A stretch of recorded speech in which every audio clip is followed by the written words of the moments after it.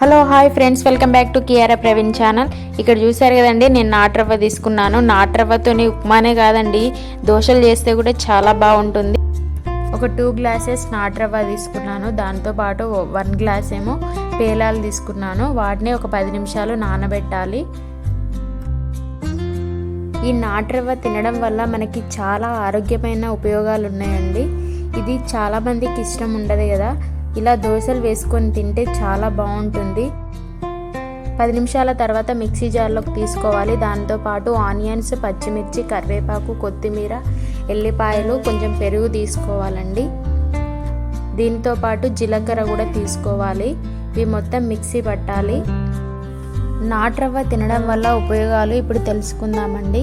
ఇందులో ప్రోటీన్స్ ఎక్కువగా ఉంటాయి, ఫైబర్స్ ఎక్కువగా ఉంటాయి, బరువు పెరగడానికి ఉపయోగపడుతుంది, కండరాల నిర్మాణానికి సరైన ఆహారంగా ఇది తోడ్పడుతుంది.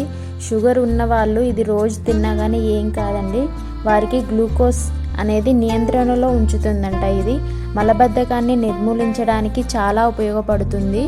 మనం ఉప్మా అనేది పొద్దున్నే బ్రేక్ఫాస్ట్గా తీసుకుంటే సాయంత్రం వరకు చాలా యాక్టివ్గా ఉంటాం. మీరు ఇలా గోధుమ రవ్వతోని దోశలు వేయండి, టేస్ట్ అయితే అదిరిపోతుంది. పిల్లలు పెద్దవాళ్ళు చాలా ఇష్టంగా తినే ఫుడ్ అండి ఇది. మనకి ఉదయాన్నే తొందరగా బ్రేక్ఫాస్ట్ కంప్లీట్ కావాలంటే ఇది క్విక్గా ఈజీగా అయిపోతుంది. మీకు ఈ వీడియో నచ్చితే లైక్ చేయండి, షేర్ చేయండి, తప్పకుండా నా ఛానల్ని సబ్స్క్రైబ్ చేసుకోండి. Bye friends.